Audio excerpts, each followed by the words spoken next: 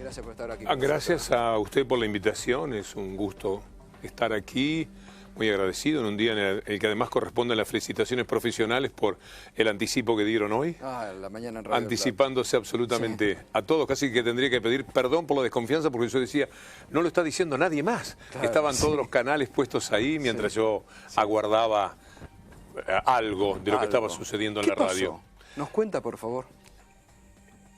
La radio preparó un piquete que le salió mal para que yo no entrara a la emisora, lo cual es muy desdoroso para las personas que lo llevaron a cabo. Estarían cumpliendo órdenes, por supuesto, pero ellos creían que yo no había entrado a la radio y yo tenía una nota comprometida con Telesur a las 7:30 de la mañana porque querían hacer una evaluación del primer mes de gobierno de Macri, que es todo un tema, por cierto. Sí.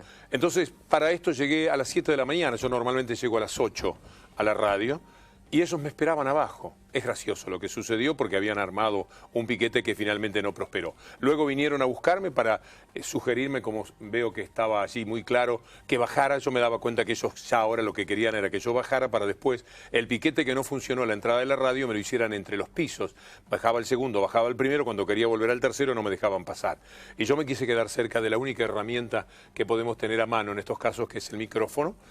Y ellos tuvieron que aceptar finalmente que yo me despidiese de la audiencia. Eso en los términos formales. ¿Por qué dicen que me echan? Por un episodio sumamente cruel, una mentira, como que yo no soy... De mí se puede dudar, como de todos, de cuál es mi capacidad periodística, pero no de mi entrega profesional. Llevo 9 años y medio sin faltar ningún día, pero cuando digo ningún día es 1 de mayo, 31 de diciembre, 1 de enero... Jamás en 9 años, también por la buena salud que Dios me ha dado en este tiempo, que ojalá que perdure y estas cosas no me traigan alguna mala noticia en algún momento. Así que decir que fue por incumplimiento profesional mío, porque no iba... Claro, porque eso después se daban a conocer un comunicado que realmente era muy triste hoy a la mañana. Era muy triste. Mire, yo desafío a cualquiera. Usted sabe, si usted tiene un problema no cumple... ¿qué es lo que hay? Hay unos advertencia. Anticipos, hay advertencias, bueno, no hay ninguna. Formas Yo de le digo comunicar. a todos los medios de comunicación que pueden ir a Radio Continental o a Canal 9, porque ahora quedó consolidada la venta de Prisa a Canal 9, que estaba disimulada y que yo francamente creía que por ahora no se había producido. ¿Eso ya es así? Esto es así, porque a mí la gente que me echa la de Canal 9, me sacaron de bajada de línea y me sacan ahora también de la radio. Sí, la decisión la toma la gente de Canal 9, a tal punto que la gente de Prisa ha manifestado que ellos no sabían nada, porque posiblemente ya no tengan nada que saber de las decisiones que se adoptan. Y esto se conecta con todo lo que estamos viviendo en materia de desastres cometidos por un gobierno que, para que no le digan lo que usted está diciendo, que es un papelón, que es un mamarracho, todo lo que ha rodeado la fuga de los lanatas, haya periodistas alineados, pero quizás ni siquiera ellos, sino empresas que son capaces de decir... Ahí me parece que es importante la diferencia que usted hace, porque aquí lamentablemente no es ninguna novedad que muchas veces hay empresarios o gerentes puestos en estas empresas para echar gente, porque algunos de los que vi que andaban por ahí se dedican a echar gente en distintas radios donde las que van, y son más papistas que el Papa, quieren quedar bien, y tal vez hoy, sin que nadie les pida, dijo, miren, les ofrendamos la cabeza de Víctor Hugo Morales. Bueno, han tomado la decisión de también echar a Matías Canillán, que es el periodista joven más combativo que hay contra lo que llamamos la mafia de la Conmebol y de la FIFA, que por supuesto está atada a los intereses de ellos históricamente. También lo echaron, es decir, y echaron al humorista Stoppelman y a Cintia García. Han hecho un desastre verdaderamente, porque no quieren en esa radio, que se siente débil, que es una radio de extranjeros y que por lo tanto tiene que hacer muy buena letra, no quieren quedarse afuera de la pauta publicitaria sin la cual, sobre todo las radios, no pueden vivir. Ahora, yo lo escuché la semana pasada, creo que fue usted, no me acuerdo si fue la semana pasada o el 31, que usted se estaba diciendo que estaban muy contentos de seguir durante todo este año en la programación de Radio Continental. Sí, yo estaba contento. ¿Pero había tenido alguna advertencia? No, en absoluto, al contrario. Lo que había tenido era una constatación de cuánto deseaban que yo me fuera de la radio. Pero yo pensé que iban a cumplir el contrato y que no iban a cometer... ¿Le habían manifestado este dilate? De una manera curiosa. Antes de las elecciones, antes de que tuviéramos este estado de cosas en el que yo, creyendo lo que creo de la derecha, que es antirrepublicana, antijurídica y antidemocrática, siempre, aunque cínicamente,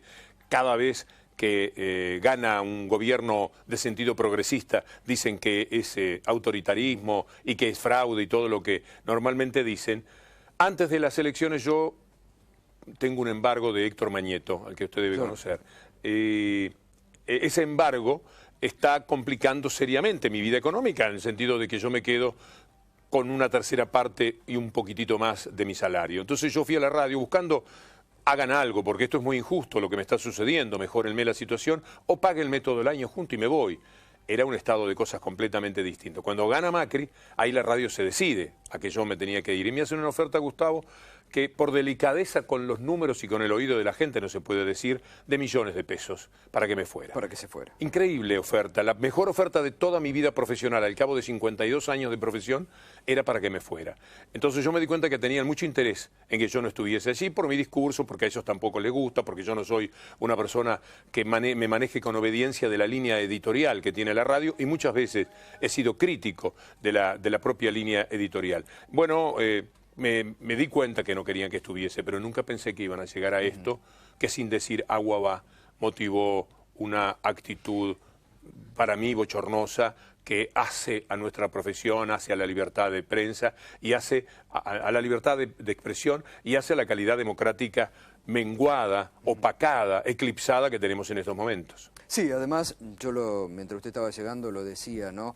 De la peor forma en que se puede despedir a un trabajador, no dejándole ni siquiera despedirse de su audiencia. ¿Cuántos años fueron? 30 años, que se cumplen ahora el 1 de febrero. 30 años entrando y saliendo por un lugar que a uno se le convierte en algo muy querido y echado de la manera que ocurrió por dos personas. No tengo absolutamente nada contra ellos, yo los entiendo. Ellos están ejecutando una novedad, uno de ellos estaba blanco, estaba sufriendo, padeciendo lo que le tocaba hacer, porque además me querían llevar con mentiras a un piso de abajo, porque me decían, ¿podemos bajar al piso, al otro piso a conversar? Digo, pero conversemos acá, decía yo. Dice, no, es que es una cosa... Vení, entonces lo sigo por un momento a uno de ellos, un muchacho que se llama Julián Julián Echeverría, y entonces le digo, ¿pero de qué es que querés hablar? De lo de Clos. Entonces me di cuenta que era una tremenda mentira, que no a nadie podía tener urgencia. Encima con infantilismo. Con un infantilismo, sí, pero comprensible porque estaban ellos también muy nerviosos por lo que tenían que consumar. Ha sido ciertamente muy penoso, muy doloroso lo que ocurrió. Mi solidaridad y mi agradecimiento porque siempre en la mañana hubo espacio para todos los conflictos que hubo en medios de comunicación que suelen justamente ser acallados en los medios de comunicación, y siempre estuvo tu palabra de aliento, de apoyo y el espacio, sea el medio que fuera el que tuviera el conflicto. Pero me interesan los dueños, porque la verdad que todos teníamos la idea de que Continental seguía siendo de Prisa, el grupo español dueño del país. Y hoy un poco terminamos de confirmar que en realidad aparece este hombre, Carlos Lorefice Lynch, que me imagino que era la persona detrás de estos que ejecutaban impávidos la orden. Sí, evidentemente. Bueno, este hombre, ¿qué porcentaje tiene? ¿Cuándo entró? ¿Qué sociedad tiene? No lo sé, pero lo que queda confirmado es lo que estamos diciendo. Hoy día Radio Continental está en manos de la gente de Canal 9. Yo no sé si la vendieron, si la alquilan o están haciendo lo que ellos dijeron en un primer momento, que era optimizar los recursos económicos, juntando administraciones, etcétera, que es lo que está sucediendo. Ya han despedido gente porque tienen que juntar a lo de Canal 9 con Radio Continental ahora. Yo supe, el último día que hice bajada de línea, que después no volvió a salir al aire, en los últimos días de diciembre, que Radio Continental el próximo año, a mediados de año, va a funcionar en Canal 9, lo vamos a ver, porque ya están armando los estudios, ya están haciendo absolutamente todo, entonces sale de Rivadavia 835, donde está ahora, para funcionar en Canal 9, con lo cual, definitivamente, Prisa entregó Radio Continental a Canal 9 y la que la administra, en tanto dueña o en tanto inquilina, es la gente de Canal 9. Esta operación no debía pasar digamos, en virtud de la ley de medios, no debía pasar por la autoridad, por AFSCA, hacerse público, decirse, preguntarse, fue hecho todo en la oscuridad. ¿Entre gallos y medianoche? Sí, evidentemente ellos consiguieron disimular lo que ahora se confirma como que es una compra, porque ahora lo pueden, posiblemente ayudó también lo que ha ocurrido con la ley de medios. Hoy tuvimos una gran noticia para la ley de medios. Hay dos jueces federales, debemos decir, que han ordenado restituir a Sabater como titular del AFCA. Sí, restituir al AFCA y como que reponen organismo, a los trabajadores, además, del AFCA. 150 trabajadores que habían sido despedidos con esta crueldad que no se puede entender. Yo creo que hay una ociosidad en la entrega del gobierno de Macri al Grupo Clarín. Es probable que en estos días Mañeto lo llame a Macri y le diga: Mauricio, no queremos tanto, aguántese. De verdad, está exagerando, está sobreactuando, porque yo no necesito lo de la ley de medios, si yo no la cumplo igual. Si llevan 6 años, ¿qué a mí qué me importa ya la ley de medios? Si yo me río, siempre voy a tener un juez que meta una cautelar. Ahora tenían un nuevo estilo de cautelar, una cautelar breve que emitió aquel juez Alfonso, que es uno de los que abochorna al Poder Judicial de la República Argentina. O sea que ellos viven con eso. Entonces, Mauricio, ¿para qué se complicó con esta historia de derribar nada menos que al AFCA, la ley de medios, una ley del Estado, del Congreso, una ley votada y trabajada en todo el pueblo argentino? Ahí lo interesante es que a Prisa, los españoles, los dueños de Telefónica, en realidad este retoque por decreto de la ley de medios les cayó muy mal. Hubo declaraciones que hicieron al propio diario El País la semana pasada, voceros de Prisa, diciendo que esto era entregarle todo a Clarín y ponerlos en desigualdad de condiciones para competir en los contenidos audiovisuales que van por cable. Es que es eso también. Entonces me llamó la atención hoy cuando supe la noticia, dije, ¿qué? Pero,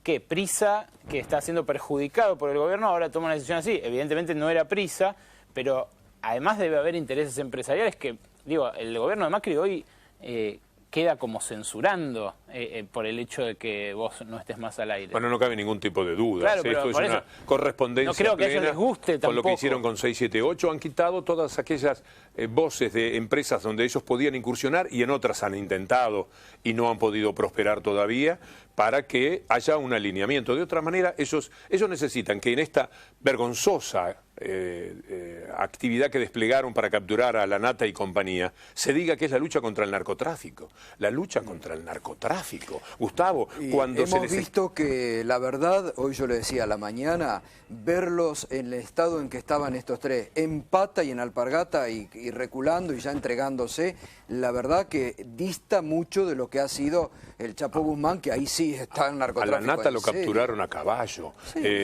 caminando por la ruta. No, fue prácticamente a tocar el timbre de la inventado comisaría, todo. Primero, que había una protección, no tuvieron piedad con Aníbal Fernández, al que desalojaron del triunfo que podría haber obtenido en la provincia de Buenos Aires con una acusación que no se puede presentar, que hay que hacer ya no mal periodista, sino muy mala persona para llevar a cabo, con la acusación de un condenado a perpetua por asesinatos y que esa persona mereciera la confianza como para adulterar la democracia y determinar el triunfo de un partido político sobre otro partido político. Pero no conforme con eso, lo acusaron a Aníbal Fernández de ser el responsable. Primero, porque Aníbal Fernández lo sacaba para matarlos, ¿se acuerdan? Y La Nata salía para que lo mataran, de sonso que es.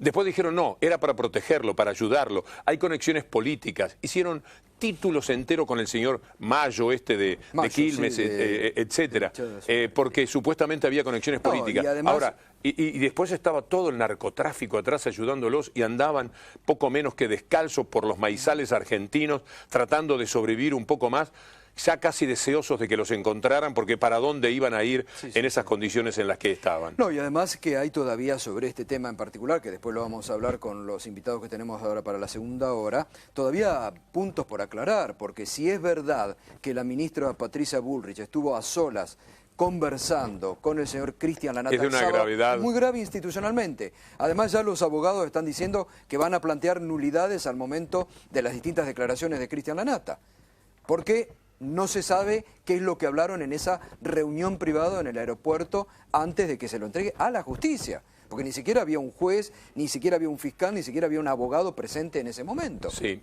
es un papelón muy grande. Lo hubiera sido, así hubiesen encontrado los tres juntos, cosa que fue el anuncio que habían realizado. La gente se ha basado, algunas críticas, en que fracasaron, habían capturado solamente a uno. Pero si hubieran capturado los tres, que ese episodio fuera señalado como un gran triunfo del gobierno, después de 2 semanas buscando a 3 forajidos que no tenían dónde caerse muertos, inventando cualquier cosa, tirándole el fardo a Aníbal Fernández, tirándole el fardo a personas que no tenían ninguna relación, que ni siquiera conocían a los Lanata. Eso ya era un papelón, Gustavo. Víctor Hugo, volviendo a su tema. ¿Les puedo hacer una preguntita? Sí, tomando en cuenta el 49% de la gente, lo que votó el 49% de la gente, ¿no tendría la obligación el gobierno de poner 678, no necesariamente en un canal privado, en la televisión pública, para respetar la voluntad y el deseo y las ganas del 49% de argentinos? El lugar natural de 678 es la televisión pública. Tendría que estar El ahí. lugar natural es ese, y lamentablemente se ha procedido anunciándolo. Lo hicieron como un grito de triunfo, lo hicieron como una prenda que le querían entregar al Grupo Clarín y a los seguidores que votaban en función de semejante crueldad como la que estaban llevando ¿Y a cabo. el 49% no existe? El 49% existe electoralmente, pero el poder de PRO en el gobierno no emana del 51%. Con el 51% no cometerían los estropicios que han llevado a cabo contra la Constitución, contra el Congreso, contra la libertad de expresión. El poder emana del Grupo Clarín, emana de Manieto. Clarísimo. No tengan... Clarísimo. No, es seguro. absolutamente claro. A nadie le cabe duda. Bastaría que lo abandone por un minuto el grupo para que Macri estuviera sometido a las leyes de juego, a las reglas de juego del poder político, que es muy modesto comparado con el poder real, como estos años lo han demostrado. Volviendo a su tema, hoy lamentablemente, ¿no? muchas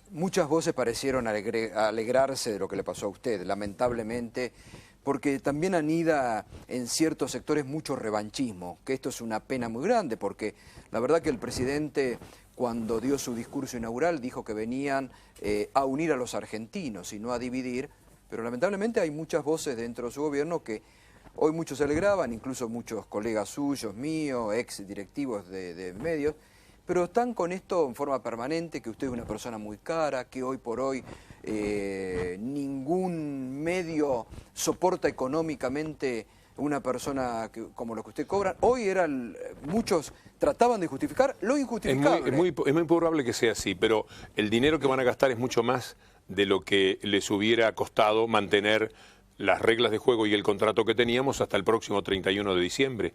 Entonces, no es por el dinero, porque esto les va a salir muchísimo más caro. No es por el dinero, porque ellos me ofrecieron, lo voy a decir, 7 millones de pesos para seguir conversando, para que me fuese de Radio Continental. 7 millones. Esto lo digo bajo palabra de honor y sin que ninguna persona pueda atreverse a discutirlo. Esa es la cifra que me ofrecían para que me fuese de la radio. Entonces no es un problema económico, no es que no pueden sobrevivir, es que con 7 millones...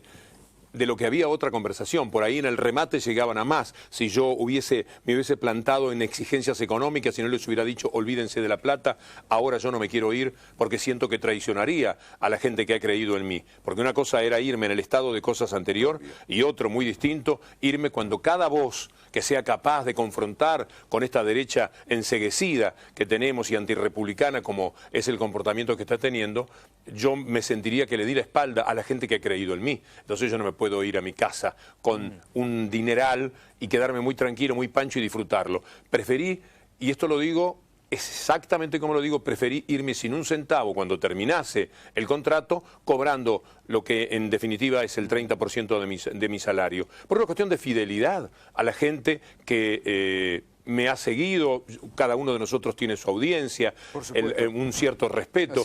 Uno deja de ser uno es uno y así como decíamos uno y su circunstancia, decimos uno y los otros. Y los otros son nada menos que esa gente que tiene necesidad de escuchar de vez en cuando algo que se oponga al discurso mediático, aquel que era dominante y este que ahora directamente no ha dejado casi No, además, vereda de la frente. verdad que pese a algunos calificativos con los que nunca estuvimos de acuerdo, gracias a Dios, desde el 83 a la fecha, pero sobre todo en los últimos años, hemos tenido una pluralidad de voces donde podíamos escuchar de todo, ¿no? Menem es un nene de pecho comparado con esto. A Menem lo atacaron durísimamente, sobre todo en el segundo gobierno que realizó. No había este control. Pero no pudo avanzar con muchas de las cuestiones que quería hacer, ¿se acuerdan? Absolutamente, sí.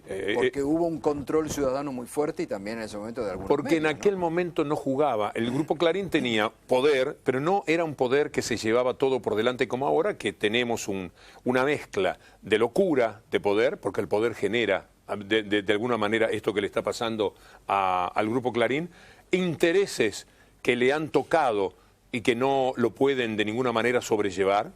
Este es el único país del mundo donde 2 diarios son dueños del papel con el que se hacen todos los diarios del país. Imaginen ustedes al New York Times y el Washington Post, dueños de todo el papel de los diarios y revistas de los Estados Unidos. Imaginen al New York Times o Le Figaro con 300 canales de televisión comprados, con el robo mafioso que hicieron al fútbol, con la patente de corso que en su momento les diera Julio Grondona desde la AFA. Es inimaginable fuera de este país lo que ocurre en la Argentina con los medios de comunicación. Y donde la justicia lamentablemente Y la justicia, no ha es que esto es una troika. Clarín, Cambiemos y la pata judicial, que es imprescindible para llevar a cabo todos los estropicios que han cometido desde que han asumido el gobierno. ¿No hubo ninguna voz que se acercara durante la tarde de hoy bueno, a expresarte solidaridad por parte de Cambiemos, por parte de, Silvana Giudici, algunos que han abogado por la libertad de expresión en otros casos, aunque sea una palabra de solidaridad o de acompañamiento? No, el primer llamado fue el de Sabatella, por eso estoy tan feliz. Sabatella y Graciana Peñafort fueron las primeras personas que se comunicaron hoy, los grandes luchadores de la actualidad de la ley de medios. No, aquí lo que tenemos es un grado de cinismo. La primera palabra que a mí se me ocurre cuando pienso en lo que sucede es cinismo, hipocresía, porque ellos se hicieron buena parte de su campaña. Bueno, ni hablemos del Todos Juntos y las mariposas y el amor entrañable que teníamos que tenernos. Hicieron la campaña hablando de republicanismo, hablando de la libertad de expresión, hablando de la justicia independiente, y lo primero que hizo Macri fue sacarse el tema de las escuchas de encima, a través de la presión que tienen sobre los jueces federales. Pregúntenle a Canicova Corral, ojalá que viniera un día aquí y que diga él cómo le pidió la renuncia Lorenzetti, personaje absolutamente nefasto, condenado por el Grupo Clarín a la condición de vulgar delincuente de provincia, cuando escribieron el 5 de diciembre del 2013 lo que escribieron y lo asustaron para siempre, y lo tienen allí a su disposición para hacer lo que ahora ellos quieren llevar a cabo, que es quedarse con todo y un poco más, como lo están haciendo. Lo que pasa, a mí me da pena que estas cosas distraen, es mucho más grave todavía, o tan grave como lo que me sucede a mí, ni hablar de lo de la ley de medios, pero es gravísimo el desembarco de todos los CEOs de las empresas privadas en el Estado. Es terrible que Cabrera sea el ministro de Producción, cuando Cabrera es el hombre que instrumentó la entrega de las netbooks de parte de Clarín al gobierno de la Ciudad de Buenos Aires. Es nefasto que esté el señor Quintana como número 2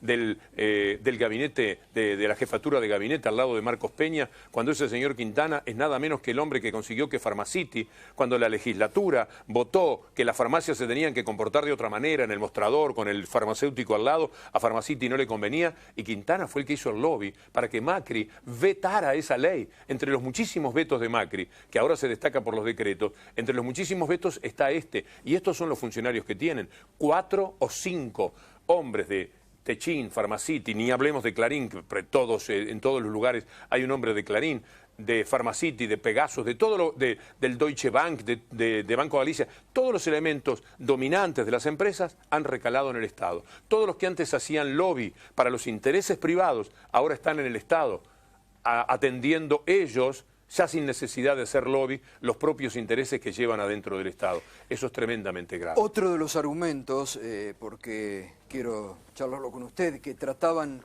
para justificar lo injustificado, muchas voces hoy que justifican todo, es que una empresa privada, bueno, con su contrato puede hacer lo que quiera. Las empresas privadas no existen en los términos en los que pretenden. Las empresas privadas, sobre todo si hablamos de las radios, tienen una gran relación con la pauta publicitaria. La pauta publicitaria también es aquello que de una manera hipócrita algunos medios de comunicación suelen decir es el dinero de los argentinos, es el dinero de todos, que es un caballito de batalla que han tenido siempre.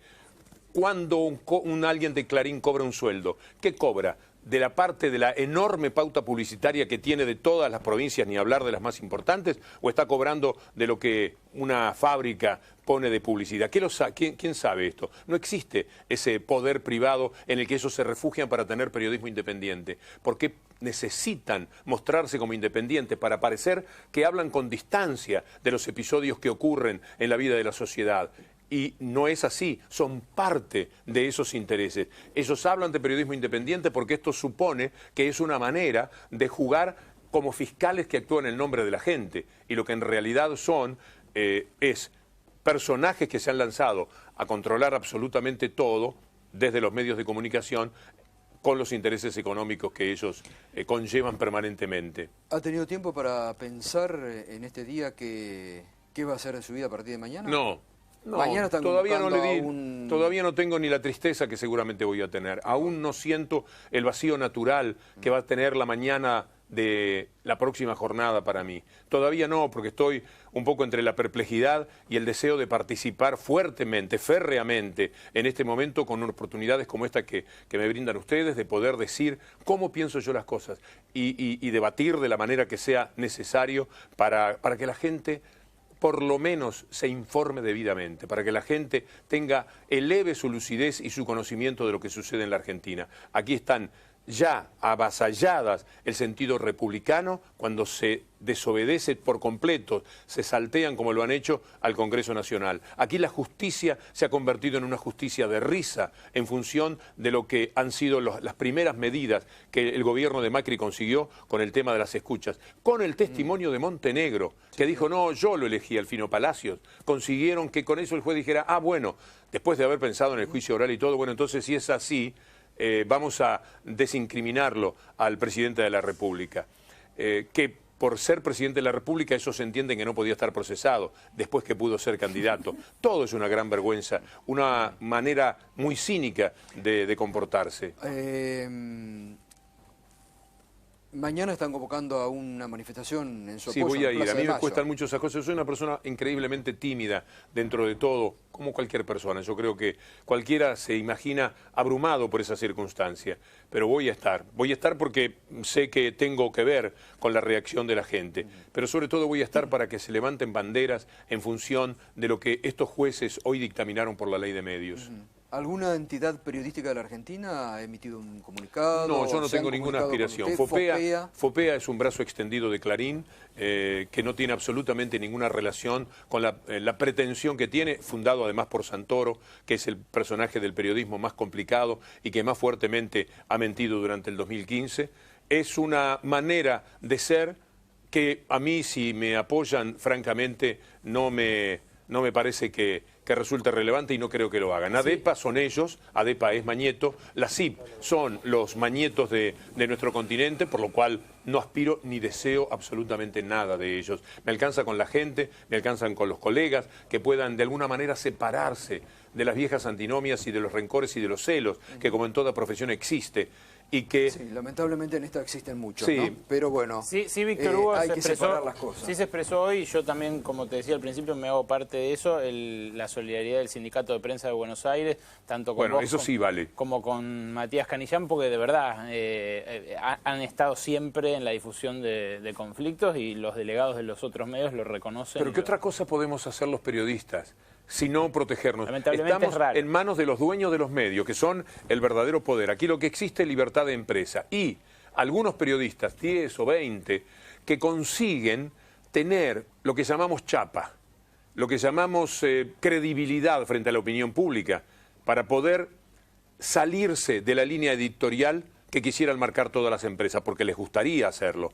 Pero a veces, en la competencia, tienen que recurrir a periodistas cuyo grado de independencia es mayor que el que ellos están dispuestos a conceder. Esta es la única diferencia que hay con la libertad real, que es libertad de empresa y no libertad para nosotros los periodistas. Entonces tenemos que estar fortaleciéndonos en este caso. Cualquier miseria que nos acompañe, que nos envilezca en la observación de episodios como estos, en realidad juega contra nosotros. Porque hoy es conmigo, mañana va a ser con otro. Por eso jamás he dejado de hacer visible el episodio, aún en empresas que trabajo. Yo cuando paran los operadores de Radio Continental jamás hice mi programa, porque yo no puedo dejar de que se haga visible.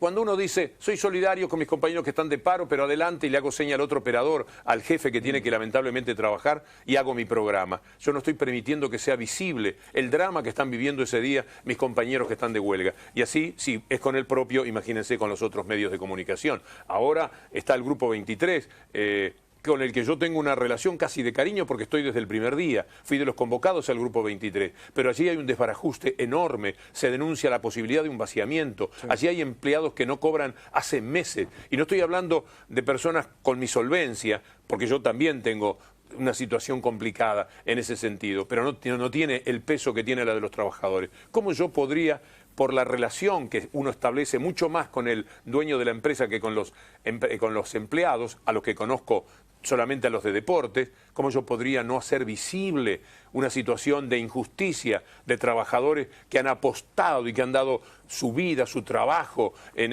esos medios de comunicación? Yo quisiera que cada periodista no sienta que el refugio, que la guarida es la de los celos y la de los conflictos que podamos tener entre nosotros. Somos muy poquita cosa, somos hojitas en el viento, los periodistas. El poder está perdón que estoy un poco largo ahora, no, está en los medios de comunicación, y de esto tenemos que tomar nota, y frente a esto es que tenemos que ser muy solidarios. ¿A usted no le cabe en duda que pidieron su cabeza del poder político? Es una derivación inevitable de lo que el poder está. En estos días se está tratándose la pauta publicitaria, ustedes lo saben. Todos los medios están rondando, peleando por su pauta para el año próximo. Basta una conversación. Yo creo que además es tan grave que hayan dado la indicación como el hecho de que sin dar la indicación los medios de comunicación tengan que comportarse como lo hacen. Una vez una persona que me invitó a trabajar, un personaje de Canal 13, que es recordado porque era impiadoso con los empleados, cuando me llama para trabajar digo, no nos podríamos llevar bien nunca nosotros. Dice, no se equivoque, porque yo sé quién es quién. Yo sé a veces qué tengo que decir delante de determinado tipo de empleados para, sin darle indicaciones, que ellos hagan lo que yo quiero que hagan. Y esto es lo que mínimamente está ocurriendo con el comportamiento de un gobierno que se lleva todo por delante, que necesita una sola versión de los hechos y que no puede tolerar la discrepancia, como evidentemente ellos mismos se condenan. Lo que hicieron con 678 tiene como prolongación natural lo que están haciendo ahora conmigo. ¿Berco? Sí, me parece que bueno, las repercusiones son infinitas, sí, son infinitas, es multitudinario lo que la gente transmite, pero me parece que vale la pena recalcar lo que hablábamos antes de los medios y la propiedad privada de los medios, porque si hay licencias, y si discutimos durante tantos años sobre las licencias y sobre cuántas podían tener y demás, tiene que ver con lo que dice Osvaldo Bayer respecto de los medios en general, que no deberían en un mundo ideal ni ser del Estado ni de los privados. Sí, son propiedades de la audiencia que te sigue a vos. Y acá hay una cuestión muy interesante que, pese a que a usted no le gusta, pero que yo levanto, que la gente de FOPEA está proponiendo el tema de una ley que sea debatida para respetar la conciencia de cada periodista dentro de un medio. La libertad de conciencia. Pero la libertad de conciencia tiene los límites naturales de la seguridad que los hombres tienen.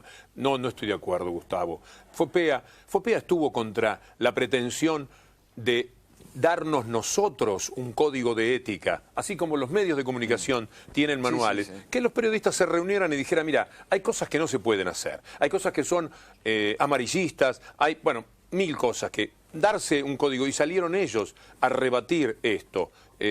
No es FOPEA, no tiene la autoridad FOPEA. Por otra parte... Además es auspiciado por los grandes medios, FOPEA, en todos sus eventos.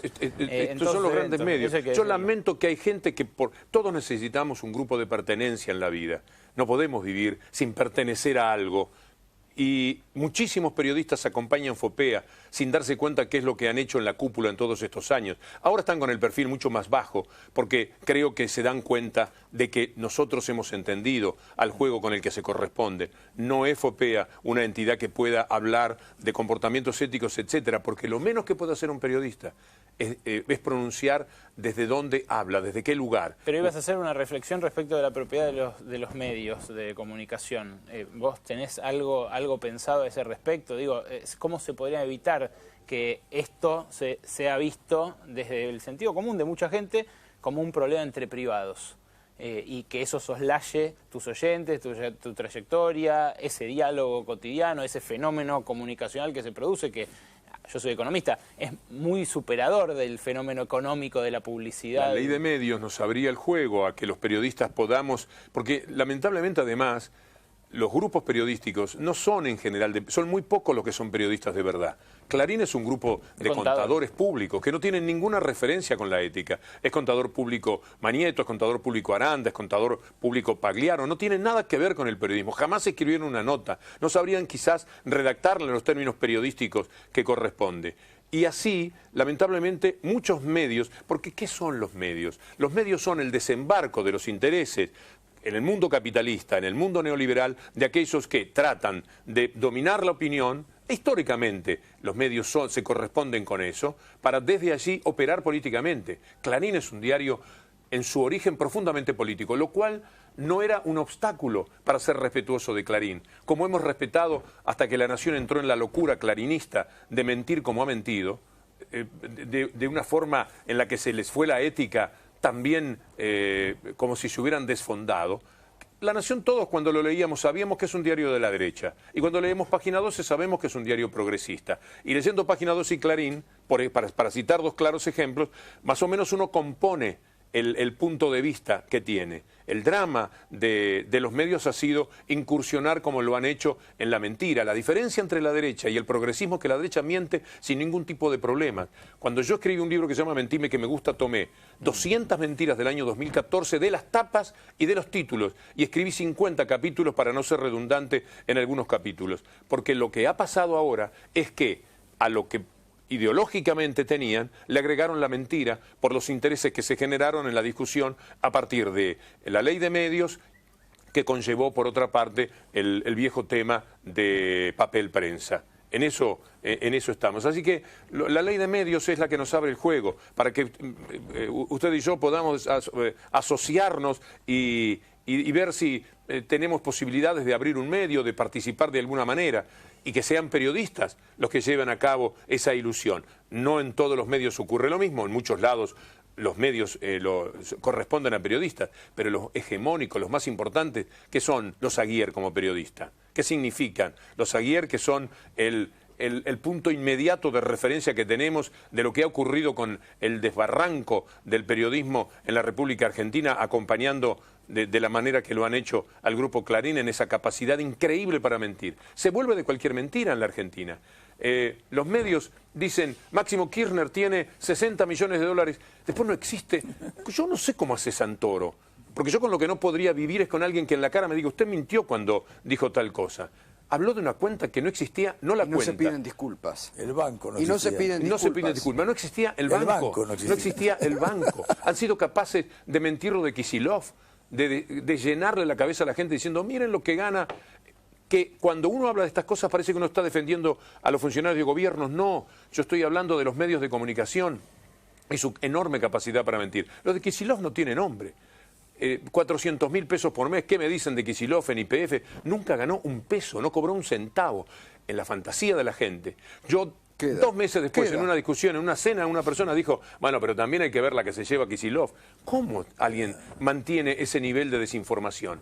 Porque ellos dominan la información 9-1 en la relación de fuerzas que ha habido en estos años en la Argentina. Está presentando un nuevo libro, ¿no? Que tiene algo que ver con el rebenque. El rebenque del diablo, que es la historia de ese Boca Real Madrid, el juicio bochornoso que Manieto ganó con una cámara que integran Deuseide, Vasallo y no me sale el nombre del tercero, porque en primera instancia habían dicho lo que correspondía, que eso jurídicamente no era imputable.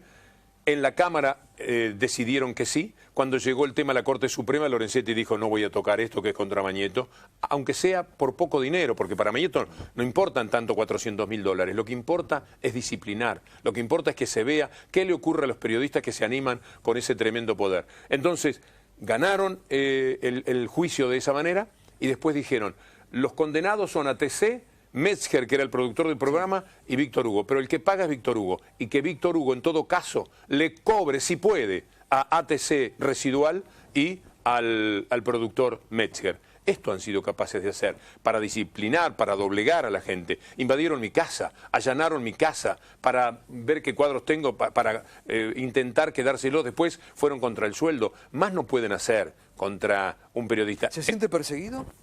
Por supuesto, por eso, y por La Nación y algún otro medio. Yo les voy a decir algo. Hasta que marca claramente que todo se refiere a la ley de medios. Yo llevaba 25 años peleando contra el Grupo Clarín porque los conocía del fútbol. Desde allí yo sacaba lo que significó el leitmotiv de mi vida periodística de alguna manera. Hasta el 2009 yo desafío a una persona que encuentre en La Nación no una palabra de crítica, una palabra que no sea de elogio a mi vida profesional. Hasta el 2010 prácticamente, septiembre, octubre del 2009. Que busquen en el diario Clarín una crítica a mi persona. No existe, solo Clarín me ninguneaba, nunca hablaba de mí. Me dejaba pedaleando en el aire con lo que yo tenía para decir. Este era el comportamiento que tenían respecto a mi persona. Todo está referido a la ley de medios. Allí lanzaron una campaña. ¿Por qué? Porque yo era un periodista que merecía una cierta credibilidad cuando abogaba por la ley de medios, porque llevaba muchos años remando contra ese poder impiadoso que maneja el Grupo Clarín. Por eso me estigmatizaron y por eso me atacaron y yo tengo, hasta que terminó Audiencia con el Diablo, que es el libro anterior, un alto así de recortes periodísticos, sin hablar de todos los audios y de todas las grabaciones, de todo lo que han hecho contra mi persona. A veces me pregunto cómo es que estoy todavía vivo con ese ataque que se mete en el corazón, que se mete en la dignidad, que se mete en la salud de las personas, de la manera que, bueno, como no soy el único que lo padece, tampoco tengo tanto derecho a lamentarme como si fuera a mí solo que le ocurre. Víctor Hugo, le agradezco A ustedes. su presencia. La verdad que nos encantaría seguir, pero bueno, tenemos un compromiso Desde de ya, invitados desde que ya. han Creo venido porque teníamos un que se nos compromiso. ha ido la mano, Gustavo. Muchas gracias. No, la verdad que es trending topic en este momento, Víctor Hugo en minuto 1, y la verdad que hay una inmensa audiencia, como hacía mucho tiempo que no veíamos acompañando. Así que le agradezco y bueno, obviamente está este espacio para lo que usted quiera disponer, por supuesto. Tan solo invitar a la gente, pero un poco olvidados de mí mismo. Lo que hay que celebrar, mostrar, darle impulso, defender es esta ley del pueblo. Una ley que además tiene que ver con la juventud. Una ley maravillosa, salida de los foros, de las discusiones, de los académicos, de la gente más entrenada para pensar sobre los temas de los medios de comunicación, que es votada en el Congreso por el partido del gobierno, pero también por los otros partidos. Sí, 160 y pico de votos, una ley que fue que luego es reconocida como ¿no? constitucional por la Corte Suprema, que se quedó sin salida después de aquella audiencia pública en la que los abogados de Clarín lo único que hicieron fue un papelón, porque toda vez que tienen que dar la cara, todas las veces que tienen que discutir no tienen argumentación. Ellos son los amos cuando pueden manejarse en las penumbras de los pasillos de los juzgados, en las tinieblas de los ámbitos oscuros y grises de los juzgados, allí donde ellos pueden hacer valer su poder, allí donde saben la historia de los jueces, allí donde saben de la historia ideológica y de comportamiento de los jueces y obligan a los comportamientos que ellos durante todo este tiempo han obligado para devastar, además de los medios de comunicación, a la justicia en la Argentina. Perdón por este agregado, No, por muchas favor. gracias. Gracias, Gracias. No, a usted, Gustavo, un placer. Muchas gracias. Bueno, Víctor Hugo Morales ha pasado esta noche por minuto 1 después de esta desvinculación abrupta, por llamarlo de una forma elegante, que ha tenido de Radio Continental.